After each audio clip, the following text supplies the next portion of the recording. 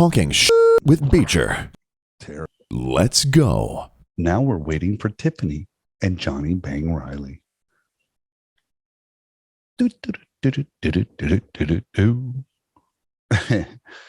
Yes, there she is.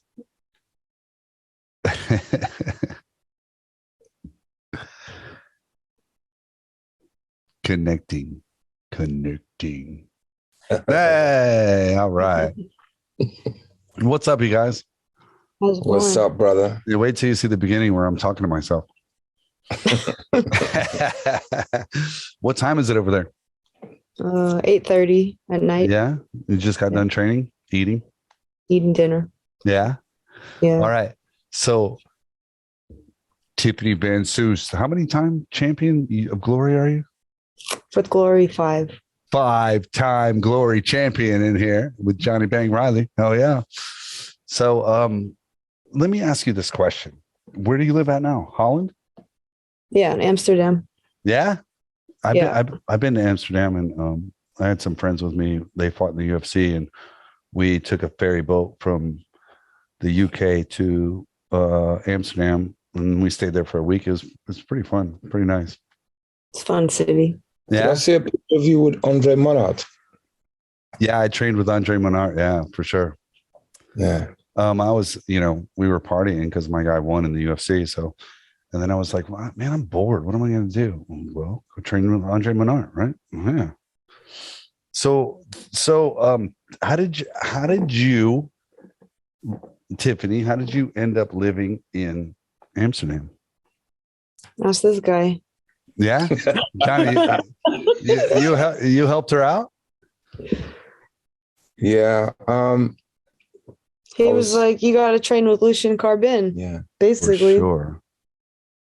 For sure. I think Lucian is one of the greatest minds in kickboxing, Muay Thai or kickboxing.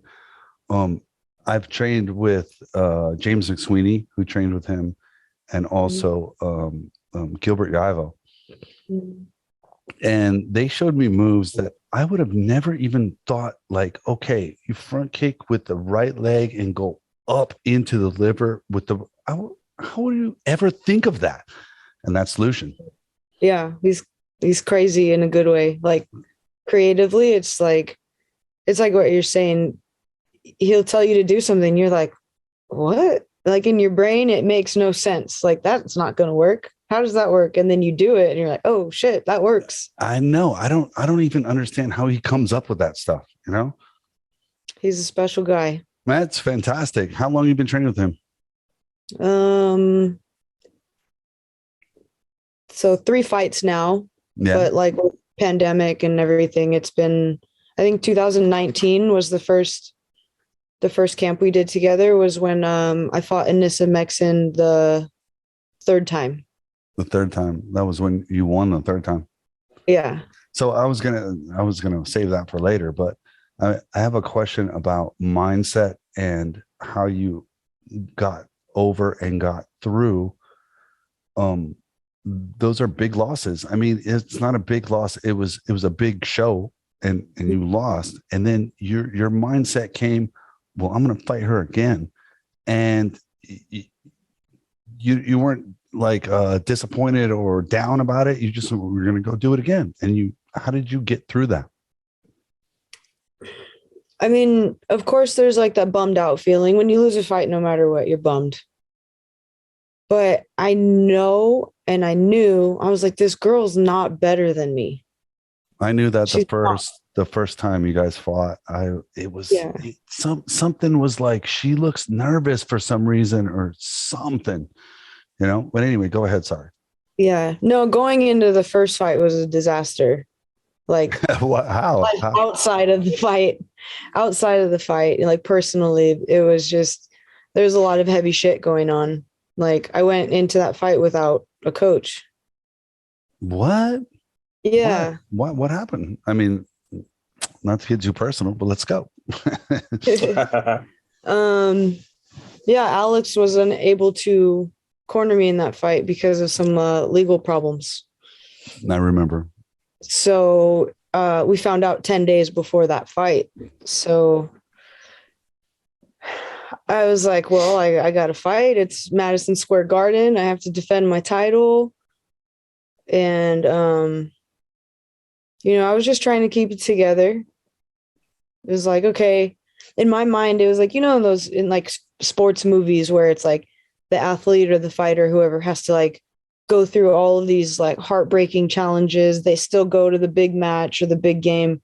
They fight through adversity. They fight their heart out, and somehow they still manage to win. And it's like a fairy tale, like against all odds, right?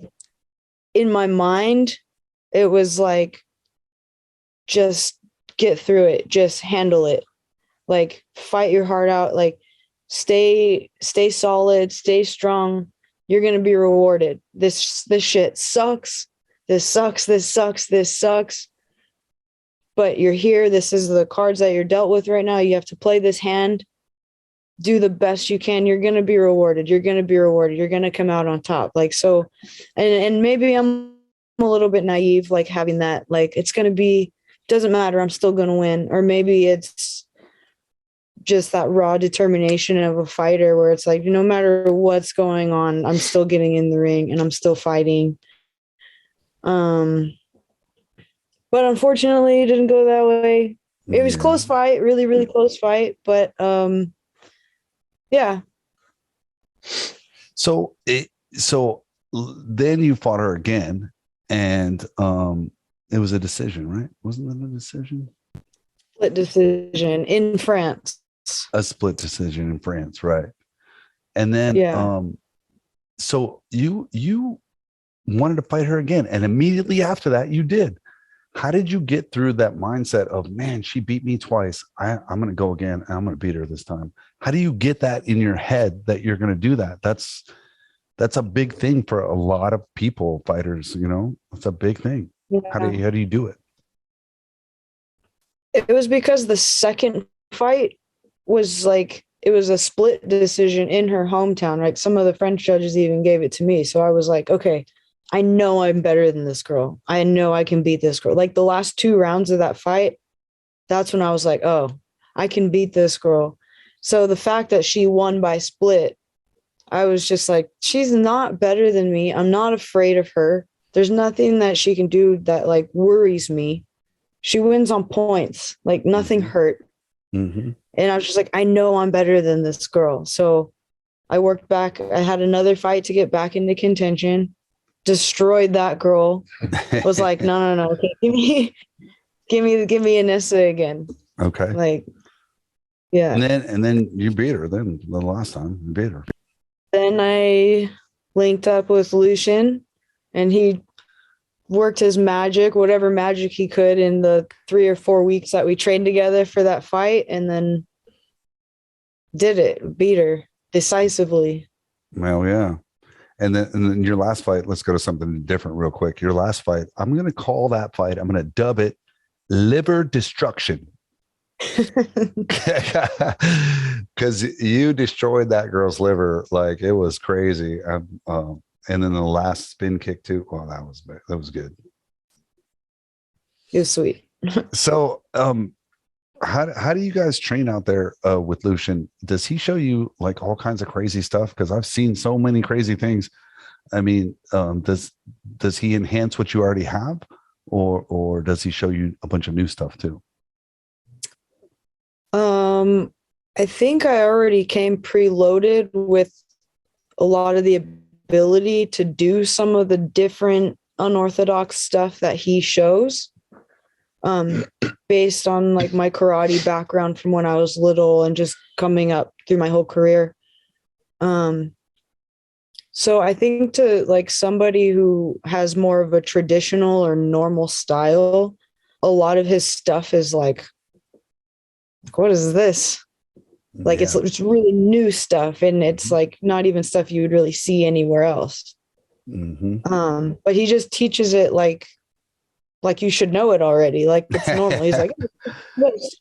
And we're like, okay. I've noticed that. He's just like, just do it. And you're like, yeah, okay. All right. Yeah. And it's just reps.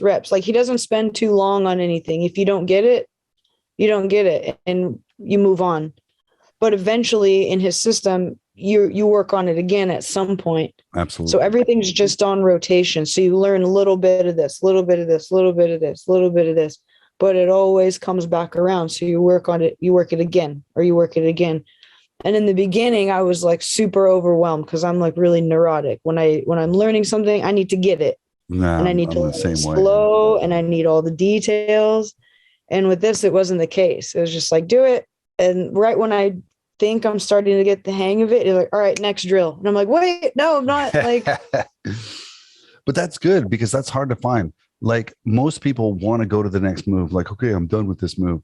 But what really makes you good at something is to do it over and over and over and over again. If you do it thousands and thousands of times, you'll get good at it. If you don't, you're not ever going to get good at it. no. And I think with his system, it's like you do all of the moves or combos, or at least a part of the combos. You're doing them all every day. It's just always in a different order or mixed in with some other combination or thing. Absolutely. Like, so the way that he teaches and has his system, it's really interesting, but it's really effective because within a few months, it seems like you're learning a little bit of a lot of different stuff. And it's kind of like, am I really mastering anything? Right. But then you go through the rotation of, I don't even know if you would call it a curriculum, or you just go through everything so many times in so many different ways. Over the span of a few months, you've got it all. You've learned it all, but then you go back around and polish everything. But yeah, it's really masterful and interesting, like how it all comes together, because it all seems so different and all over the place. But then when it comes together and you start to get it, you're like, oh, okay. Oh, you see what he's doing then. Yeah.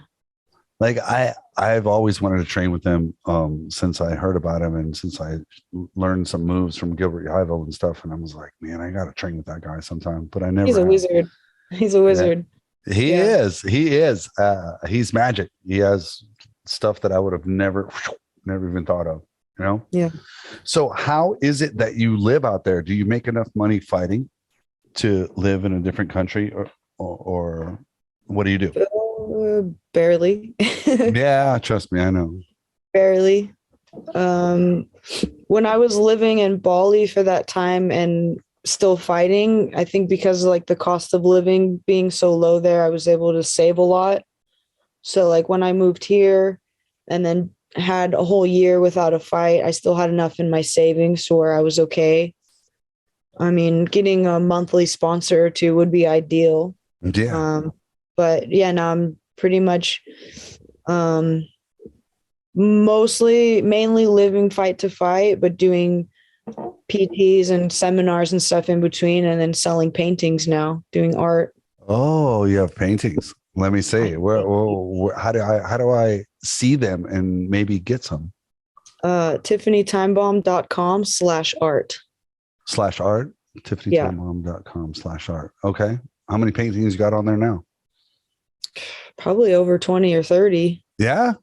Yeah, I got a collection. Do you ship them too? Yes, I do. No, awesome. And what kind of style do you have? You know, you're in Amsterdam. I went to the Van Gogh Museum, and there's a lot of art from great artists from Amsterdam. Yeah. Yeah. I figured that was also like living here too. Like if I wanted to try to make something of my art and be an artist, like this is a good place to start, or a good place to be to do that. For sure. And a good place for kickboxing too. Great place for kickboxing. Yeah. So how did you meet this crazy guy next to you? It's Kevin's fault. It's Kevin's fault? Blame Kevin Ross. That's what I do. Together. Yeah, blame Kevin Ross. When they did the film together. And then I started following him on Facebook. And then one day I hit him up and I was like, can I read a poem for you? Yeah. Because he's an amazing poet, and I was just starting to write again and had thought about maybe getting into like spoken word. And so I just randomly hit him up and I was like, hey, you don't really know me, but can I read this poem for you to see if it's any good? Yeah. And Yeah. what'd you say, Johnny? I said, yeah. I met Johnny in where were we at? Italy. I think we're in Italy, and Yeah. we clicked off like this. I like people that are artists for some reason. We click. We stick together. I don't know why. Not that I'm an artist, but martial artist. There you go. But super nice guy. We talked for hours. I almost fell asleep talking because of the plane ride, and I had to go to sleep. But he's a great guy. And Johnny, you train with Lucian too? Yeah. I was lucky enough, man. Yeah. How long you trained with him? It was a charity event that I was doing. I wanted to help these people called the Rohingya people in Bangladesh. Okay. There's a lot of floods there, but they're like refugees and they kept them on the edge of the country. So every time it flooded, it hit them first and their houses would get washed away. And because there's a lot of like sweatshops out there, all the dyes and materials and chemicals, once it floods, that gets into all the water. And I saw kids, they looked like their faces were erupting, you know? And but there's a way that you can put water on stilts in a big drum in this high up. So when it floods and the water gets polluted, that water that's in the drum is still fresh. And then you should just run some taps from it and then they can get their water again. So I initially went on a live show and flipped the TV presenter on his couch. You know what I mean? To make sure it went viral. And then we went on, once I had enough numbers, I could then approach higher tier TV shows. I said, look how much I'm moving the needle. So I was like, okay, we'll have you on the show. So I went on the show, which was the Dutch equivalent of David Letterman.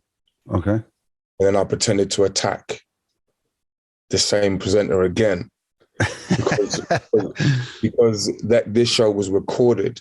But if the highlights of it, they use all week long to advertise when it's coming on a Friday or Saturday night or something like that.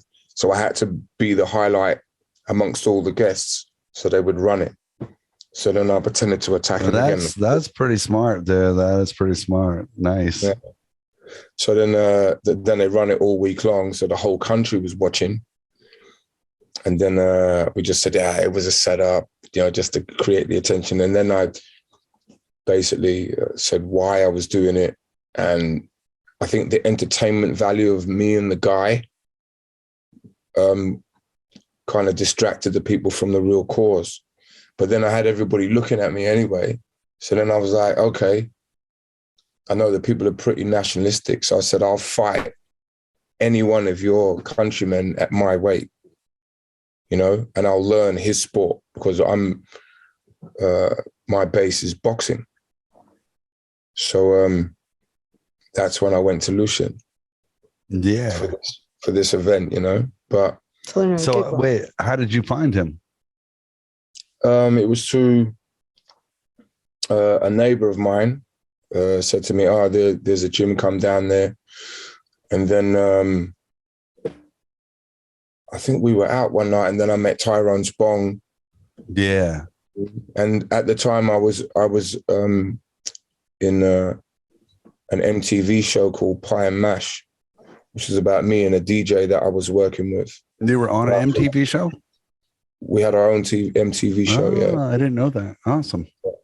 Yeah. And basically I just took this very privileged Dutch guy and he had to come and live in the hood in London for a week. That was hilarious. Yeah. So all the dudes at the gym used to watch this. They used to break training and come running downstairs to watch it on the TV. So when I met Tyrone, he was already kind of familiar. What did they say? Muff case. They said I was crazy. You know what I mean? So anybody that has tattoos on their face, anybody that has tattoos on their face, they're crazy, bro. I mean, wait, never mind. All right. Yeah. And then what? But it was crazy. It was crazy working with him because it's like if we it's frozen. My connection's frozen. My Are you guys back?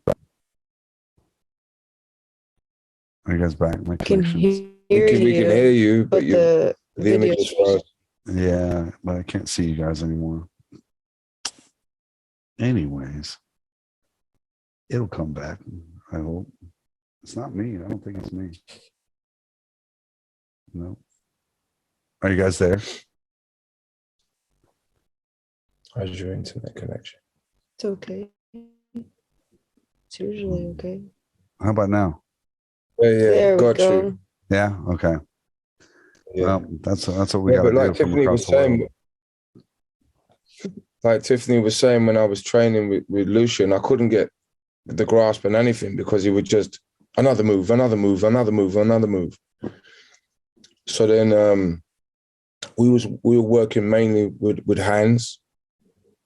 So I just thought, you know what, as long as I keep a kicker on his heels, I can't get kicked that hard. And as long as I lower my level and keep my head in a chest area and watch for his knees, I'll be okay. So that's pretty much what happened. He tried to kill me with knees, I think, in the second round. And I just timed it overhand right. And but I think while he was kneeing like this, overhand right came over here. He was kneeing, I was blocking the knee like this, and then just came over the top. But I think he was 25. I think I was in my early 50s at the time. Damn. Yeah. That's crazy, dude. Yeah. So all of this was big on big TV because you made all that whole scene and talked shit on TV, and then it came out. So everybody came. It sold out. We had a nightclub in Amsterdam called The Escape, which had a massive screen outside of it. So they were advertising all week long, and there was just queuing around the block. So everybody, all the money that people paid to get in, we kept all of it, and we flew to Bangladesh and plumbed in this water thing, you know. Yeah. So you guys went and you helped those people by putting that water thing up. It's still there, yeah. Yeah, and they still use it. Yeah. They're still polluting the groundwater with the other stuff. Yeah, there's like cyanide in the water. It's it's crazy. Well, that's awesome. You guys help people. That's fantastic, dude. Yeah. That's meaning. It gives you some meaning. Yeah, for sure. That's what life is about, helping people, man. I mean, I found that out way too late in my life, but that's what life's about, dude. Helping other people when you can, you know? Yeah, that's a good story, dude. I was never on MTV. I was on Ultimate Fighter, punching people. But anyways, Tiffany, what do you got coming up next? I don't know. I hope something soon. I want to keep that momentum going after the last one. Yeah. How long is it? It hasn't been that long. How long has it been? 3 weeks. Yeah, it's only been 3 weeks since the liver destruction. Yeah. I watched that. I think it was during my class, and I was like, "Okay, go do this," and I would run and go watch the TV. I'm like, "Dude, you can't watch TV while you're teaching. Shut up, I'm busy." Yeah, that's pretty cool. That's cool that you guys lived out there. And how did you go from Bali to there? I looked up a plane ticket to Bali. I was supposed to go out there one time, and just the plane ticket was $2,900. I think. I was like, Where were you looking? I don't know, but it was crazy. Just to get out there, it was super expensive. Yeah. No, if you go at the right time and you buy early enough, you can get flights for like $800, $900. Well, that's not bad. And then you lived out there, and you taught at the school out there? Yeah, I was at Bali MMA for like 5 years. I was going back and forth between there and the States, but Bali was pretty much home base for the majority of that time. Yeah. But yeah, I was teaching out there. Anthony and Andrew Leone. Yeah.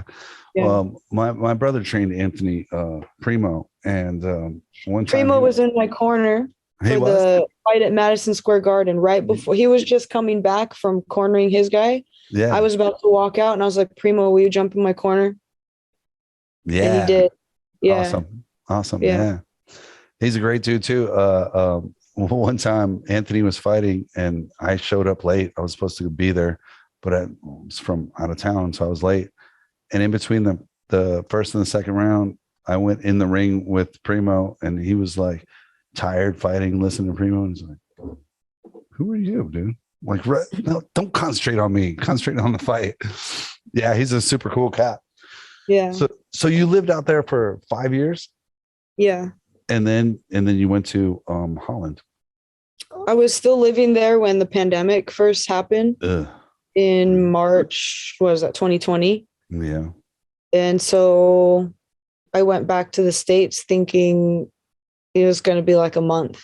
Like, oh, 2 weeks to flatten the curve, all that bullshit. And I haven't been back since. I was in California for like a year. Again, I moved back to San Diego, and then I ended up moving here.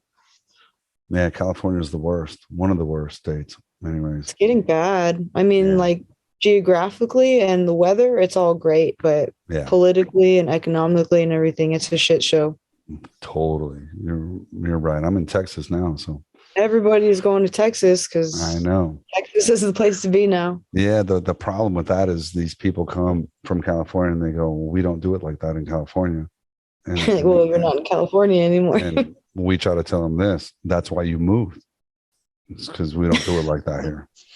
Like we haven't wore masks or nothing with the pandemic in like a year. Yeah, and there's no crazy. It was like Texas and Florida were both just like, fuck it. Yeah. Our governors are good. So, what's your plans for your future? You have plans for long term? Fight for a couple more years, 2 or 3 more years, and keep selling paintings. Yeah. See if I can go in that direction with the art.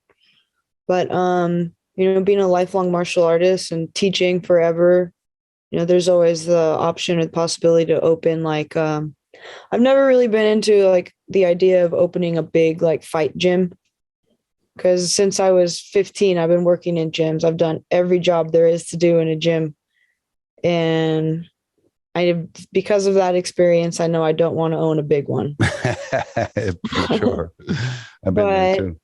Yeah, but I do have a passion for teaching and helping people. So opening maybe like a small boutique style studio where it's more like personal training, small group classes, and specialty, like not just fitness stuff, but like overall health and wellness. So where people are learning like breathing techniques and meditation and proper nutrition and just like a whole like wellness type thing, but then you can learn how to kick ass there too.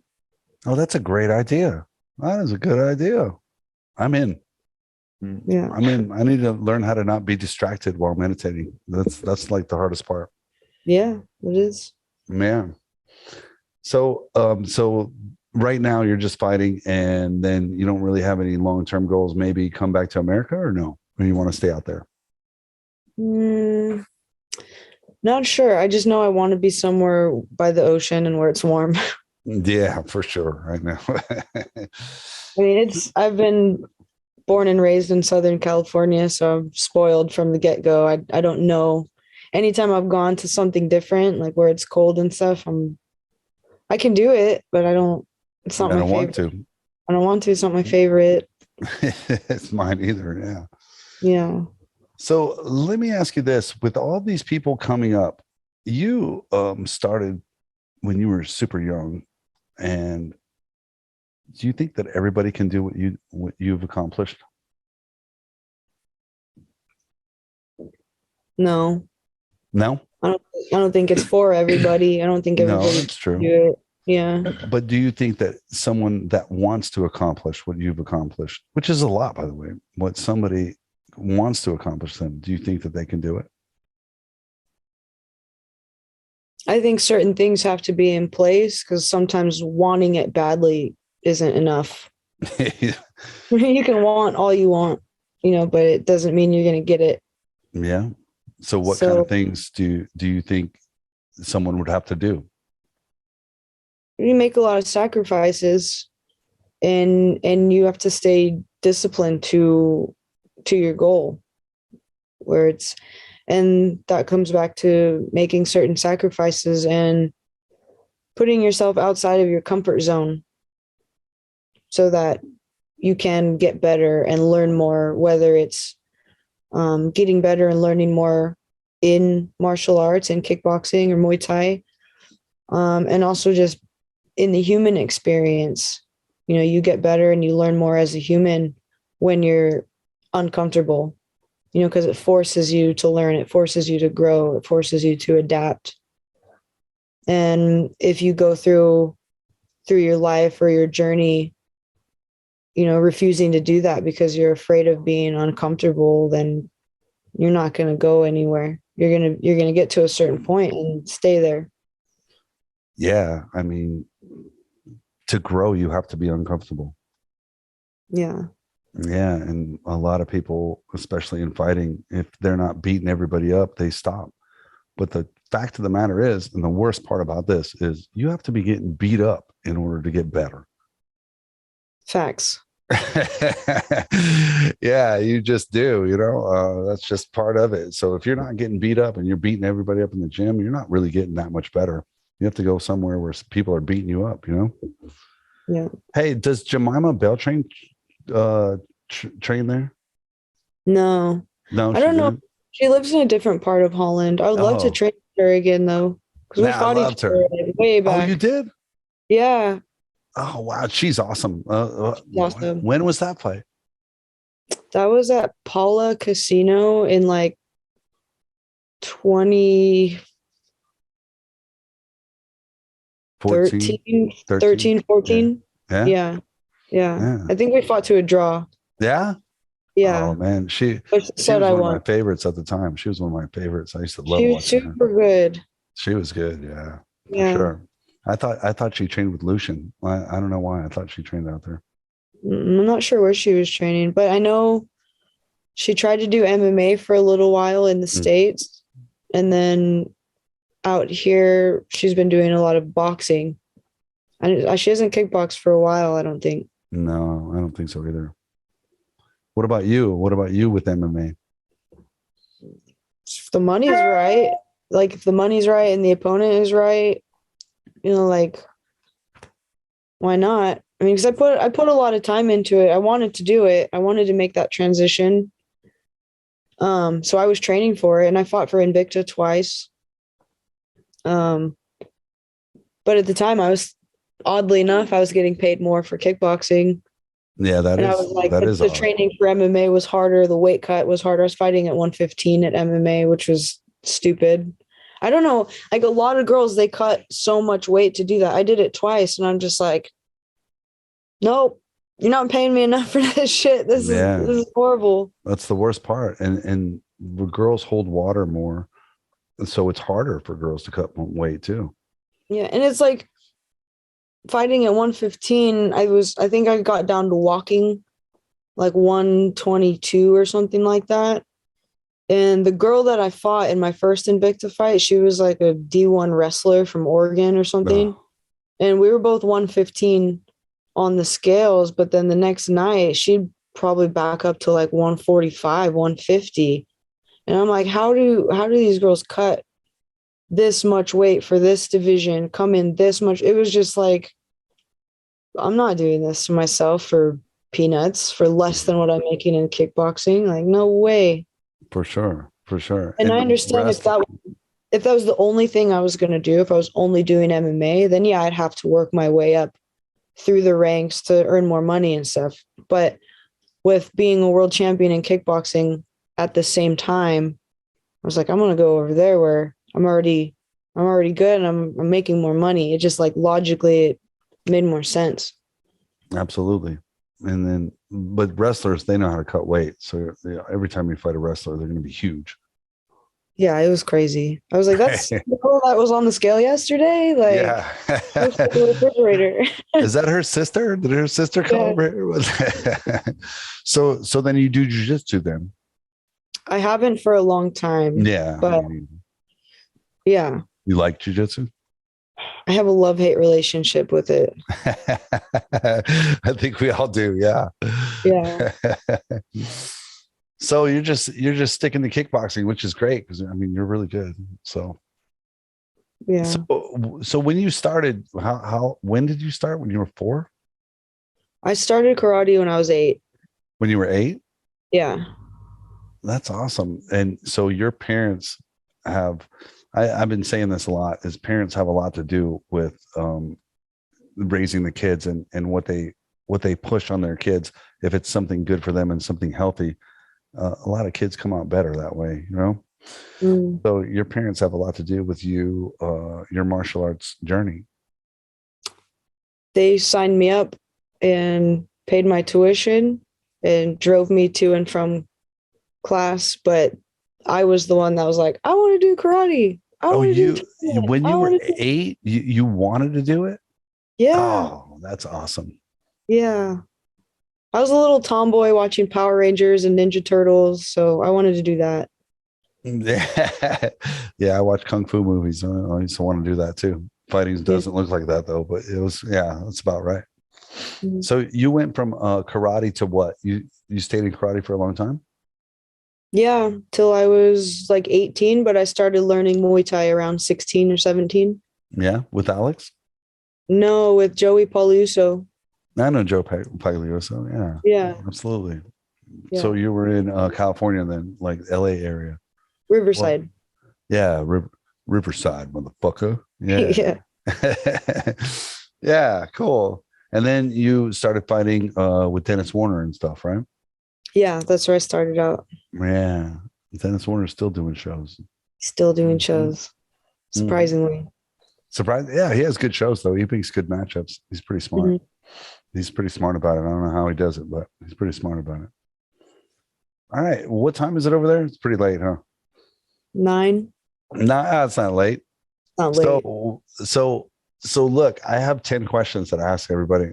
I mean, you guys watching Ask him though. I've been talking all night. Ask John. I got questions for him. Bust me out a dance move, bro. Let's go.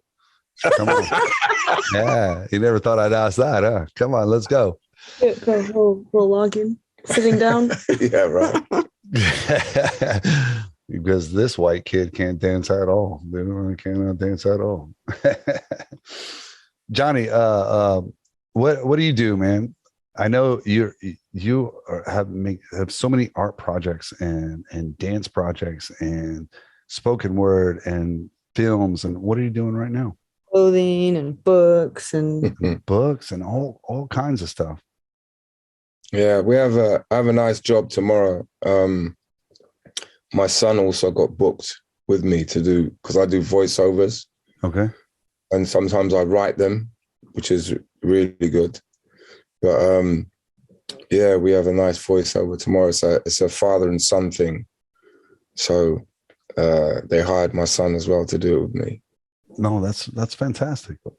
But the main thing that keeps me ticking over, I have a food company. So I have a bunch of kids that sell food in street markets in London. And yeah, that goes really well. So that allows me to take my time and do my art, not necessarily just for money, but to perfect my style of communication, you know. So and that's where you make most of your money. You have a business where people sell stuff in the markets.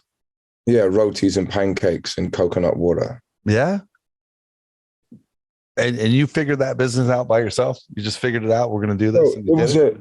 It was a kid that approached me to work with me doing film.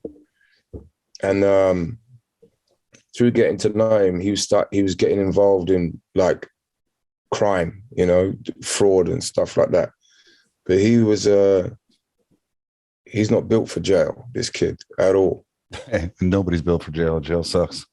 Well, yeah, I understand. some of us get on a bit easier. So it would have wrecked him. So every Sunday he would be like, yeah, I have to go and work this market. To basically, if you're going to keep your pitch in a market, you've got to be there. Otherwise they'll give it to somebody else. So his father was living in Barbados, but only would come to London in the summertime to do festivals and stuff. But he wanted him to keep this pitch going. So he was there every Sunday just with a machete and boxes of coconuts. And I'm like, this is a business you can do instead of fraud. And he's like, what do you mean? I said, why don't we start making coconut-based food, you know? So we started off making pancakes using the coconut meat and the coconut water, and then spelt flour as well, you know, mixed with it.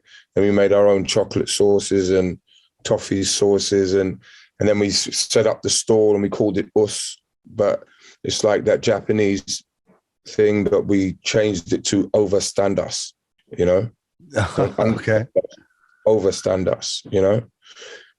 And the whole thing is based upon this discipline called Ikigai, which is attention to detail. And so everything that we use spring water if we have to mix dough and stuff like that, you know what I mean? There's no, all the grains that we use, we sprout them so they're bioavailable. And then there's the attitude of the sellers as well with the person, with the people. So it's like, it's not medicinal, but I believe through the discipline of fasting that I've found that if you just stop doing this perpetual consuming of stuff with so much chemicals in it and pesticides and all this, your body doesn't get a break from it. So when you come to us, you get a break from your vicious cycle. And even psychologically, the way we serve you as well. It's always with information, with a smile, light atmosphere, you know what I mean? So basically when they did the whole COVID thing, a lot of the guys in the markets just took off because they said everybody's, you know, not going to be, and we just took it to we did deliveries, you know, and then sometimes we were the only market stall on the whole street, but there was queues coming to us.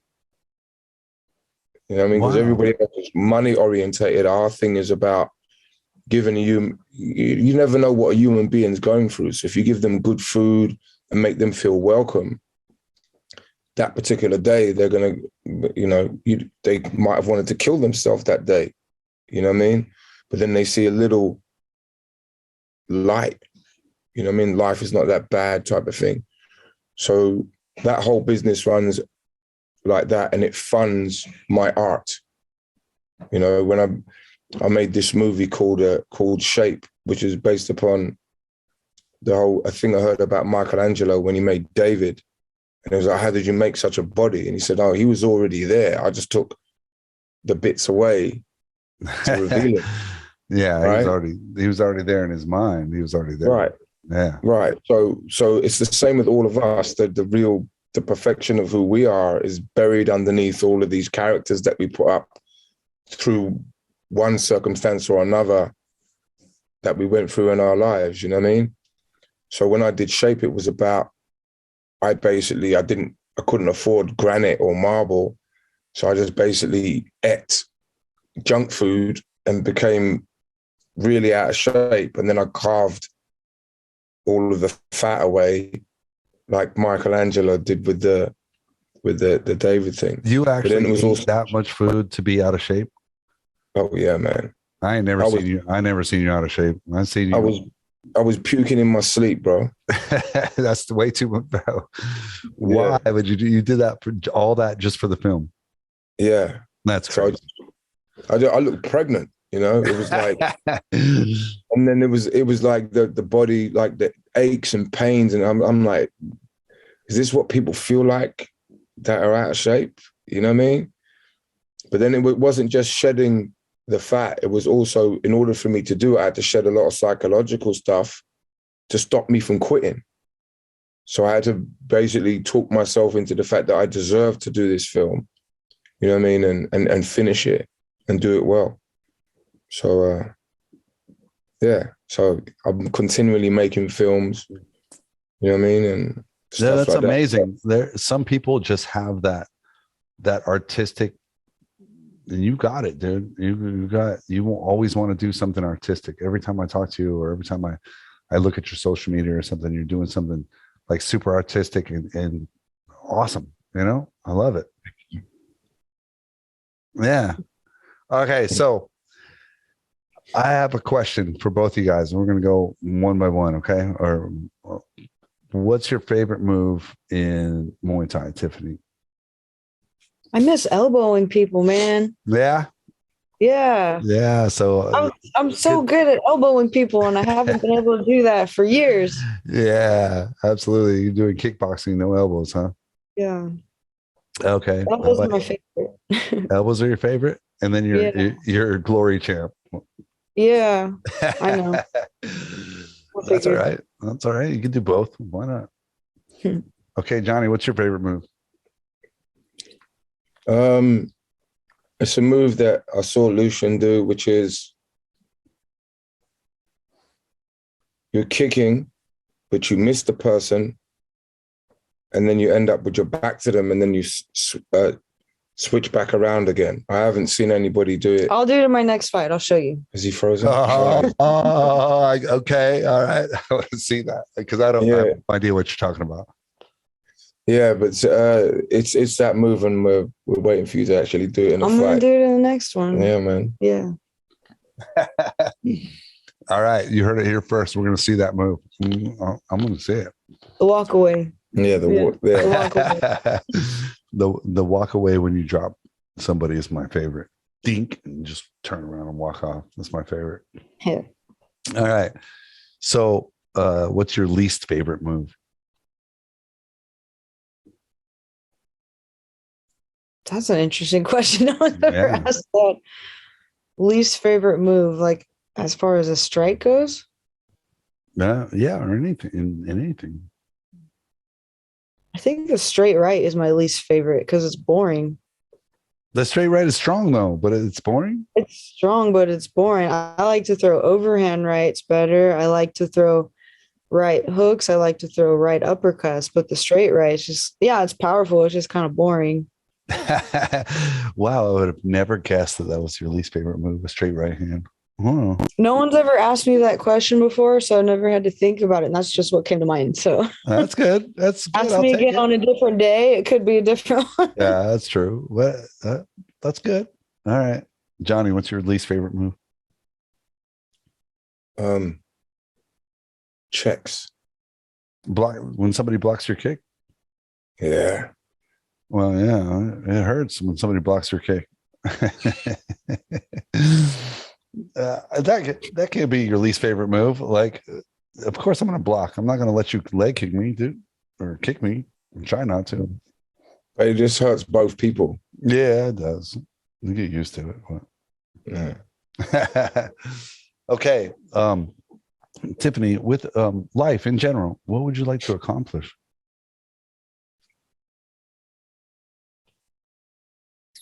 I want to help people. Yeah. Like all this fighting stuff that I'm doing and being a champion has been really great for me personally, for my development as a human, but it's not doing anything good for anybody else. I mean, it depends on how you look at it. Okay, I mean, like, not maybe people are inspired by what I do. Yes, which is doing something for somebody, but I want to deliberately like help people, like use the platform, use the stage to draw eyes or draw attention to bigger causes, and actually physically help people. Like, maybe inspiring somebody is emotionally or mentally helping them, which I want to keep doing that for sure. But I actually want to like do the work and help people. Like if people are hungry, I want to feed them. Yeah. If they need shelter, I want to shelter them, like things like that. Because there's so much I mean, people forget there's so much suffering in the world. Everybody needs help in some way. Yeah. You know, and, you know, fighting's been my vehicle to help me, you know, build my own self-worth and discover who I am.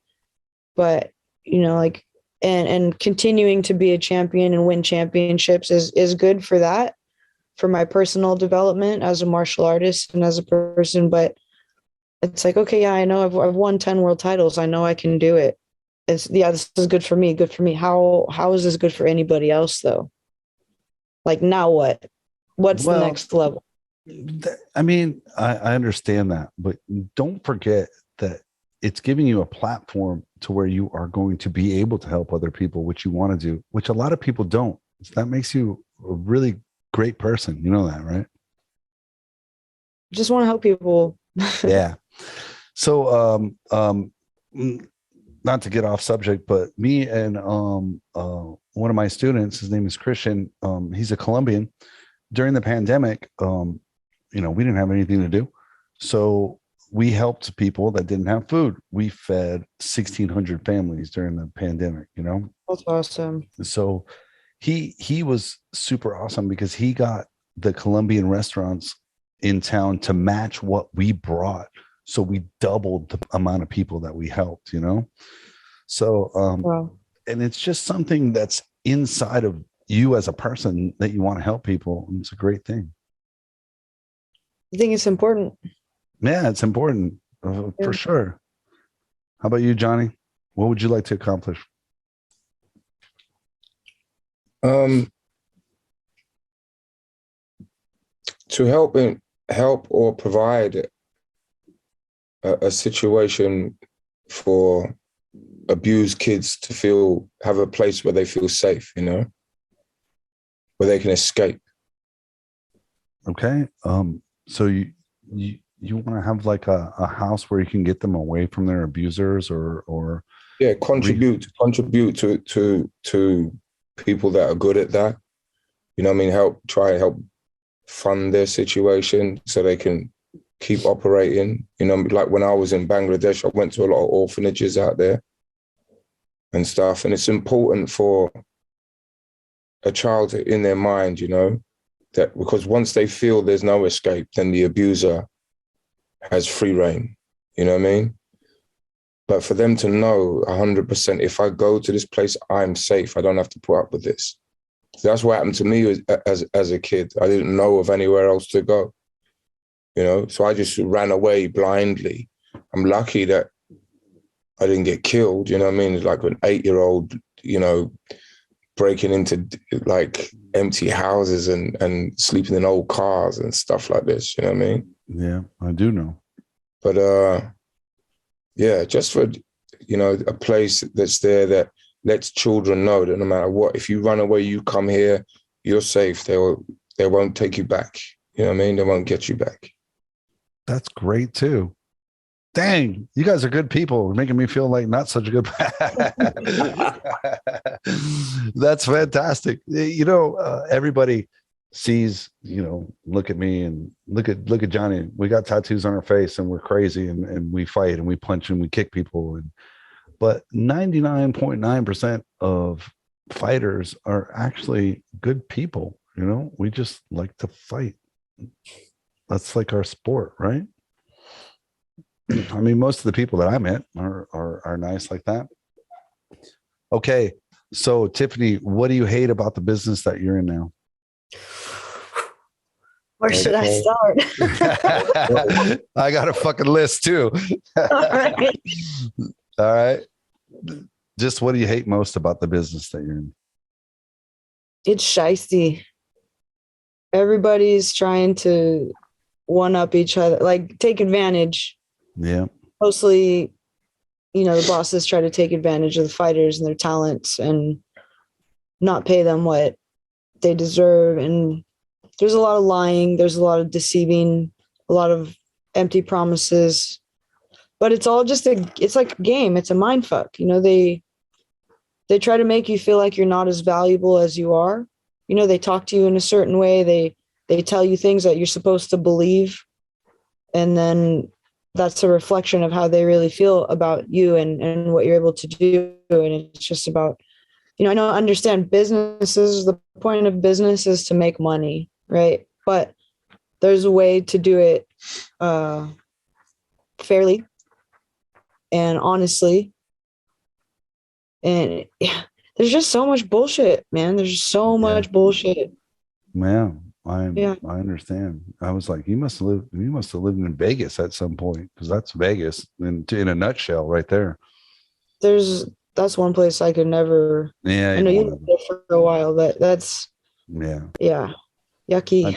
I tell people, my friends that live there, this is when you know you should move. When one of your good friends screw you over, and then you say, "Oh, that's cool, it's normal." No, it's not. No, it's not. You have to move. That's Vegas. But yeah, I don't like that part of the business either. It's always people taking advantage of the talent, you know, and the talent should be being treated like a pawn on their chessboard. Yeah. Sacrifice. Yeah. Being told like, no, this is what you get and you'll like it. This is what you deserve. This is what you're worth. And at a certain point, like they tell you enough and all these things move you in that direction. You're like, you kind of start to believe it. Yeah. Oh, that's just the way it is. Oh, it's industry standard. Oh, so it's industry standard to be treated like shit. Yeah. Basically. You know, and a lot of that has to do with the fighters themselves. And I'm gonna give you my analogy, okay? And I use this a lot. Like, I'll give you an example. The UFC comes to Houston and somebody drops out, and they call Joe Blow from the gym down the street and say, "Hey, we need you to fight in the UFC next week. It's the biggest card ever, and we need you to do it for $1,000." He says, "Hell yeah, I'll do it." Just the UFC. Yeah, that's a problem. Yeah, and they it's go, a big problem. "Well, why?" Because I said, because if everyone on earth said, "No, I'm not fighting for the biggest promotion, the biggest show for no less than 20 grand," then they would have to pay 20 grand. But the fact is they won't, because the next dude down the street will call and say, "I'll do it for free." Yeah. And that's a problem, you know? Big problem. But once you get up in the ranks, then you should have some negotiating power as well. You would think. You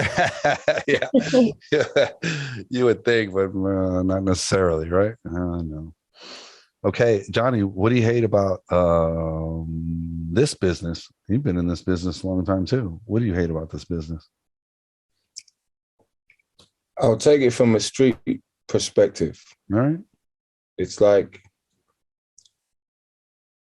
if you've got a reputation on your block as being a killer, all the little hustlers and scammers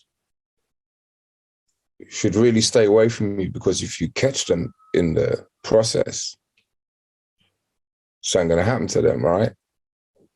But in this business, you got fighters and killers, and you got these shysty little middlemen that still think they can outwit them. And I'm like, you guys are not afraid of any consequence? So I just I can't stand them around me. I can't stand the way they'll approach a fighter who owns their image, you know? They own their likeness. It's theirs. And these people will come and say, "Yeah, let me use your likeness so I can leverage it." Say, "Oh, I've got this person's likeness. So do you want to buy it?" So they're in the middle with your likeness, right? Do you want to buy it? And then they come back to you and say, "Hey, there's an opportunity that you can work with. We're working with this whiz kid and we can use your likeness and we'll sell it. But when the first sale goes in our pocket, you have to wait till there's a resale. So you're the one that takes the gamble. With my own likeness, you're telling me what? I have to take the gamble, but you get paid from the get-go?" Yeah. For what? Yeah. For setting up the deal? Yeah, that type of stuff makes me want to grab them by their nose like this and just remind them, who are you talking to? You know? So that's the part that really at gets first them. I thought you were talking about managers, because Well, yeah, they're all shit too. yeah. Not all. Well, 95%. Yeah, Oh, 99. We'll say 80% because 20% is industry standard, right? Well, in my knowledge of managers, it's about 99% of them. But yeah, that's what I think they also resent talent. You know, You think in so? a way.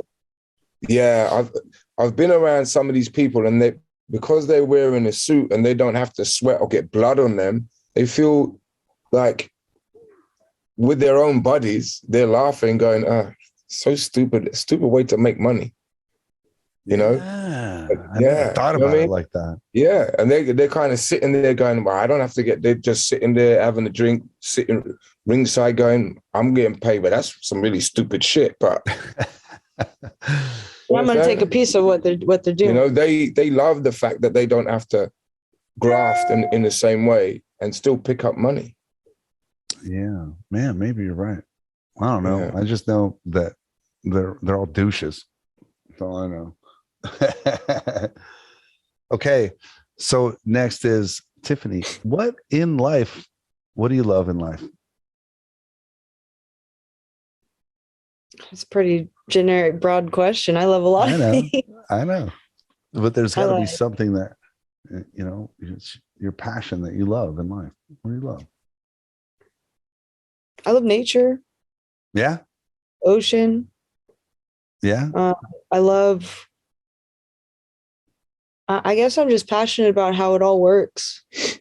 How the earth works, how nature works. Like humans, nature, consciousness, evolution, how we're connected with nature, how we're connected to each other.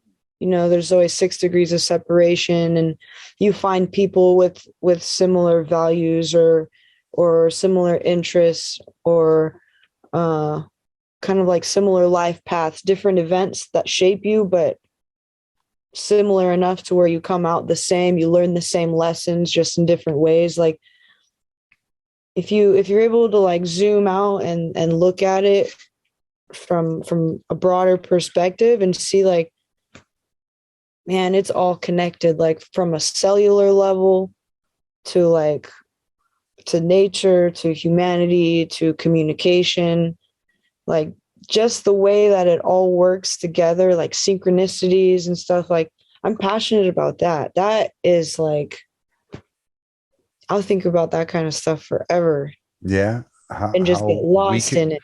We can all connect. Yeah, for sure. Everyone on earth is connected in some way. And it's connected to nature, and it's connected to, like, it's crazy. I mean, that's just like what I love on like a big general term. If we're thinking about life in general, that's what I'm passionate about in life. But specifics, I like food, I like music, I like art, passionate about surfing, you know. No, I mean your first answer, that was more about more about what I was asking. Okay. Yeah, it was that was a great answer. It was a really good answer. So Johnny, what do you love?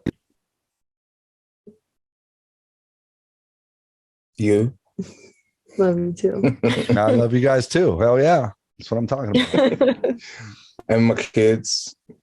Yeah. And my family. Of course, family. And my dog. But what in life? I know your family. Everybody loves their family. You better. So but what in life do you love?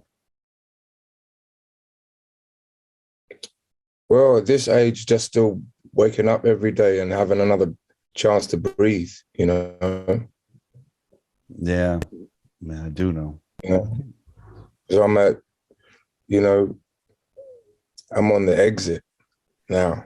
Hey, man, I completely understand. I'm at the age where my old band members, 2 of them are already gone, you know?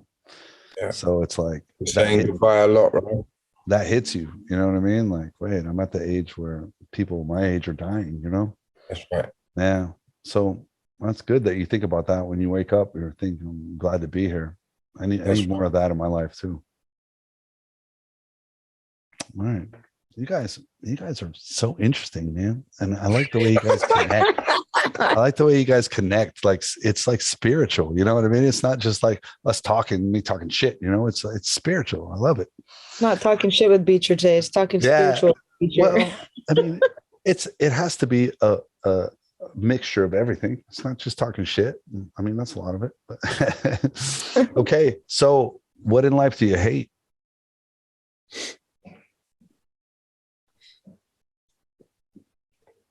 I hate when things don't make sense. Like, for example? Like how somebody could like wrong somebody else so badly, like in like financial ways or killing people, like things that just go against like human nature. Like we're supposed to like be compassionate and understanding and caring and look out for each other, right, as humans. And I hate how people can just be so wrong to each other. Like I really when things just don't make sense, it's like how could like I don't want to talk about like dark stuff, but like things like little kids, people who harm children. I hate that. Like in my brain, how do you even do that? You know, like that doesn't make sense. So things like that just don't make sense to me. I just hate it. I hate to be confused. Yeah. It doesn't make sense to rational, normal people. Yes. Yeah. Yeah. Yeah. I guess I hate being confused. Me too. Yeah. Johnny, what do you hate? Pedophiles, pimps, and politicians. Yeah. Well, basically all the people that do all those things. People that do all the bad things. Yeah, people who do all the bad things. Yeah, politicians especially. Well, pedos. Yeah, let's get them out of here too. But yeah, I'm not going deeper into that one. Let that one go. Okay, Tiffany, what's your favorite saying? Like if I went and asked somebody who hangs around with you all the time, she always says this. What do you always say? I don't know. What do I always say? Something I always say. There's a lot. Oh, really? Yeah. Like what? Are you okay? What do you say? I said that one a lot. Oh yeah. Are you okay? Oh yeah. That's quite regular. Yeah. Yeah. So you're always concerned about other people if they're okay. I guess. That's a great thing. Don't like get embarrassed about that. That's a great thing. What are you talking about? I just thought I say dude a lot and for sure. And they probably tease you about it because you're not in California. You're like, did you just say for sure, dude? For sure, dude. Gnarly. I say that's gnarly a lot. You always make fun of it. Yeah, it's gnarly. Yeah, that probably doesn't go over well out there either. Gnarly. What's gnarly? They're like, what did you say? No, it's gnarly. Yeah, that's good. Okay, Johnny, what's your favorite saying? No, I got this one. Oh, you got it? Do you understand? Do you understand me? Do you know what I mean? Do you know what I mean? Do you understand me? I mean, you understand? Nice. Yeah. That's good. That's good. Okay, Tiffany, what profession would you never ever do? Accounting. Oh, I had that answer before, and yeah. Mm-hmm. Yeah, anything sitting down at a desk, but accounting is numbers, and I cannot. No, nobody said there was going to be any math, right? No, I changed the sub degree of my major to avoid 2 math classes. Really? Like all the coursework for my degree was the same. There was applied exercise, which is what I was in, and then there was like health and wellness or something. And the difference between the degrees, or like one emphasis or the other, was like a calculus class and a physics class for applied exercise, and then for the other one was like nutrition and something else. And I'm like, I'm going over there. Tried to dodge the numbers. Yeah, no calculus, no statistics, no physics, no numbers for me. So you have a degree? Kinesiology. Yeah. Yeah. All right. So are you going to use that someday? I don't think so. I mean, Yeah. my goal was to be, I already was a personal trainer and am, but I wanted to specifically be like a sports trainer for like a college team or a pro team or something, like work with athletes. That's a good profession. That's a good profession. Yeah. If you But like it. I don't think I want to do, like, I'm still kind of into it, but Yeah. I don't know if I'd want to do that as a profession ever again. Yeah. Like There's full time. so many people that I ask that question, like, what's your degree? And then I say, what are you going to do with that? And they're like, nothing, I don't know. so many people. It's still better to have one. I wish I would have got one, but I ended up being a fighter. I didn't plan for that. It just happened. yeah. No, you plan for it. You plan for it. You're really good at it. Of course. You plan Really for it. though, I never planned. I made my pro debut on like 10 days notice too. I was supposed to fight. It was a Dennis Warner show in Vegas.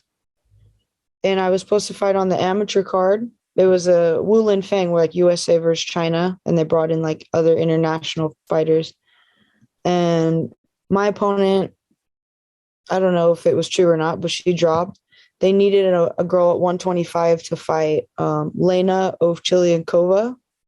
She fights in Bellator now. She was like a multiple time European champ at the time.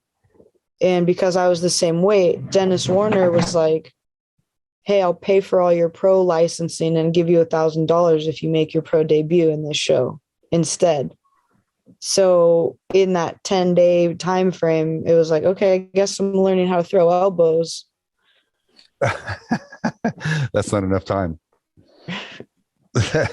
So yeah, no, plenty of time. Yeah, but you did it. Yeah, so I never planned to be a pro. I thought I was just going to be an amateur and graduate from school, and then I graduated with the black eye. It was like my second fight at Lion, I think. Yeah. Yeah, that's awesome. Those great stories. Check out my graduation picture. That's dope. The shiner. All right, Johnny, what would you never do? Pimping. Pimping? Never. I mean, is that a really bad? Is it really a bunch of people that do that around where you're at in London, or what? They're everywhere. Yeah, But especially in Holland, they've made it legal, right? You have the Right. red light district. yeah. You know what I mean? But from what I understand about that, I watched this show called Soft White Underbelly, and the guy sometimes interviews pimps, and it was I just don't understand how one man can traffic so many young women surrounded with all these other men, and nobody seems to do anything about him. Well, I mean, they don't. The women don't do anything about it either. They could. Yeah, but they also interviewed some of these girls that are run by these pimps, and they clearly have some severe mental issues. Yeah. Yeah. A lot of drug addiction, and they're runaways, a lot of them, you know what I mean? Yeah. And these girls are just they're not stable, they're not right in their head. And to the point that a guy can come along and say, just be nice to you a little bit, and you'll go and sell your body for him because he gives you a cuddle afterwards. Wow. You know? You gotta be around strong women like Tiffany. Yeah. Wow. All right. Yeah. What was weird to me when I was in Amsterdam is, my friends, they went out and smoked. I don't smoke, so I was just cruising around, and I was like, hey, what else can I do around here? And the lady at the front was like, did you go and get a hooker? And I was like, no, And they're like, she's like, why? Why not? Like, it's normal. And I was like, no, because I don't want to. That's why, it was just weird that it was so normalized. You know what I mean? Just go. That's what we do.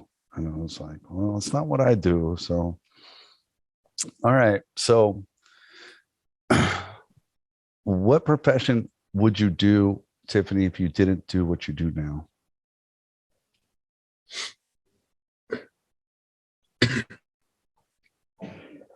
Not sure. No? I don't know. What did you do before you made your living doing personal training? Yeah, I've always been a karate teacher. Yeah? Always your whole life? Martial arts instructor. Yeah, since I was 15, since I was legally able to get paid. Wow. Really? Yeah. Never had any other kind of job at all? I tried retail for a holiday season. I lasted 2 or 3 days. My first day was Black Friday. Wow, no way. That lasted a few days. I was a professional babysitter for like a year maybe when I was in college through an agency, a babysitting agency. Oh. I worked for my dad a little bit doing like graphic design and building stuff at his company. Oh, your dad's a graphic designer? He builds and designs trade show exhibits. And so they have to put graphics on like the signage and stuff too. So he put me in the shop. Like I'd have to weed all the vinyl and put the vinyl on the panels and stuff. And then put them in the boxes that were being shipped out with the booth to be built. And then sometimes in the summer, like if he would go have a show in Hawaii or in a cool place where I wanted to go, I would go with him for work and then help him set up the booth and stuff. And see, but that was just art is in your blood. It really is. So my my Opa, my dad's dad, was an artist. Actually, that's how he ended up here in Holland from Indonesia. Yeah. From where? From Indonesia. Oh, okay. Yeah. My dad was an artist too. Yeah, what kind? Like painting, drawing, everything? Yeah, he did drawings, and then he was a really good artist. And then he was hired by the police department. He could draw someone he could take someone's skull and draw what they looked like when they were alive. Oh, based on their like skeletal features in their face? Yeah. Crazy. Yeah. And then he could draw someone like let's say this kid was missing for 20 years. He could draw what they looked like 20 years from now. And the crazy part was they would have a picture of the kid, like the kid really wasn't missing, 20 years later, and they would compare the drawing with the kid. And I saw it, and it's exactly, except for, maybe the hair is different or something, but it was exactly. And I'm like, how? I don't even comprehend how to do that. Crazy. All right, Johnny, what about you? What profession would you do if you didn't do what you do now? Child therapist. You'd be a child therapist? Yeah. Yeah? Yeah. All right. So you want to help kids. That's what I've come to the conclusion by a lot of your answers, which is great. How many kids do you have? 16. You have 16 fucking kids, dude. Bro. That's a lot, dude. That's a lot of kids. That's awesome. I mean, you love kids, I guess. If you have 16 of them, you have 16 kids, dude. Tiffany, how many kids you got? Just kidding. One. Just kidding. Just one. kidding. One? The one right next to you? All right. So one more, you guys. One more. Okay, Tiffany, listen. This is a deep one, okay? At the end of your life, when your life is over, it's all said and done. How would you like for people to remember you?